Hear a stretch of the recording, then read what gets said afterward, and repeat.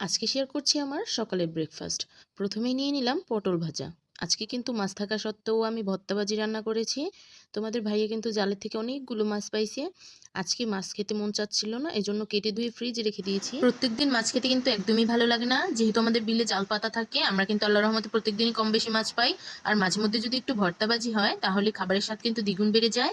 নেক্সটে আমি নিয়ে নিলাম বেগুন ভাজি। তোমাদের ভাই কিন্তু বেগুনের কোনো তরকারি খায় না, শুধু বেগুন ভাজাটাই পছন্দ করে। এজন্য নিজের একলার জন্য বেগুন দিয়ে কোনো তরকারিও রান্না করি না। আচ্ছা তোমরাই বলো তো, বেগুন দিয়ে যদি ইলিশ মাছ বা অন্য কোনো মাছ রান্না করা হয় তাহলে কি খেতে খারাপ লাগে?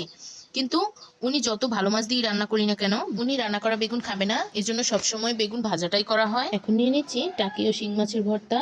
এই ভর্তাটা কালকে বিকেলে বানিয়েছিলাম, রাত্রে খাওয়ার পর একটু ছিল, সেটুকু নিয়ে নিলাম। আচ্ছা তোমাদের মাছের ভর্তা খেতে কেমন লাগে? আমার কিন্তু খুবই ভালো লাগে। এই মাছের ভর্তাটা একটু ভিন্ন রকম ভাবে বানিয়েছিলাম, খেতে কিন্তু ভালোই ছিল। এখন নিয়ে নিচ্ছি তেতো ছাড়া করলা ভাজি। আজকের করলা ভাজিতে আমি কিন্তু কোনো আলু অ্যাড করিনি, তারপর ভাজিটা কিন্তু একটু তেতো লাগেনি। আচ্ছা তোমরা কে কে আলু ছাড়া করলা ভাজি খেতে পছন্দ করো? আমি কিন্তু দুটোই পছন্দ করি, আর ডাল হলে ভাজিটা খেতে বেশি স্বাদ লাগে আমার কাছে। কথা বলতে বলতে কখন যে ভাত খাওয়া শেষ হয়ে গেল টেরই পেলাম না। আজকের মতন চলে যাচ্ছি। ভিডিও ভালো লাগলে অবশ্যই একটা লাইক করে দিবা। আল্লাহ হাফেজ, আসসালামু আলাইকুম।